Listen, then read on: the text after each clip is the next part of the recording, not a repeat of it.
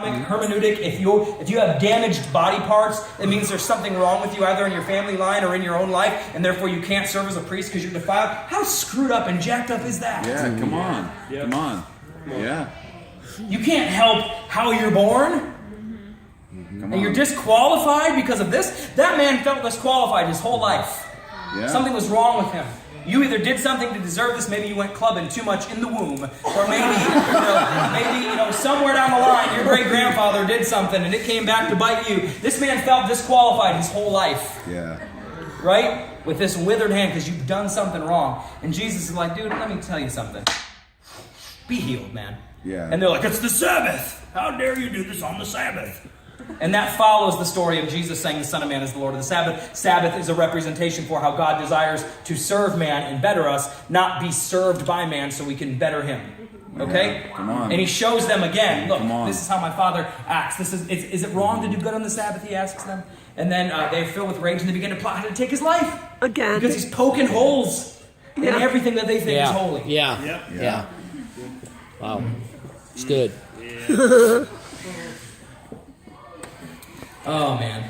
In verses 12 through 16 of Luke 6, Jesus chooses 12 disciples. What's the significance of that? That relates to the 12 tribes thing. Yeah. So what's Jesus saying? He's basically showing them that what I'm doing in the earth right now, what I'm bringing, is as significant, in fact, more so than what came through Moses. And so again, that's not just something that they wink at.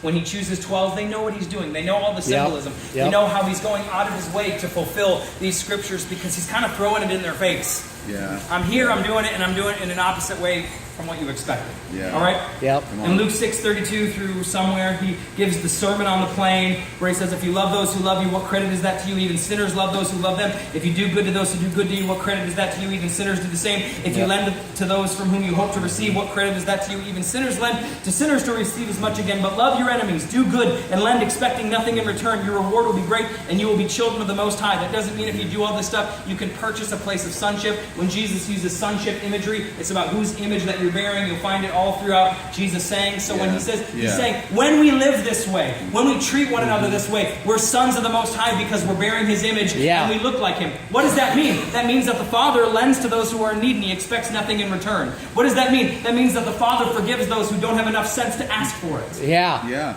It means that the Father treats no one as an enemy. Wow. There we go. In fact, he says right after that in verse 35, love your enemies, do good, and lend expecting nothing in return. Your reward will be great. You'll be called children of the Most High, for he is kind to the ungrateful and to the wicked. Yeah. That's who Jesus' Father is. Wow. And then he says this, be merciful just as your Father is merciful. Yeah. Right. What is that? That's a reworking of Leviticus 11:44. Be holy as I am holy. What did holy mean to them?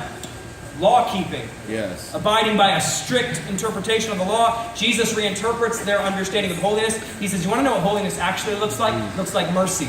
That's why I desire mercy, not sacrifice. That's why I constantly bring these up to you. Jesus is saying, real holiness looks like mercy. So the kingdom you want to see Messiah established is based on this radical interpretation of the law and holiness as you see it. But the kingdom I've come to establish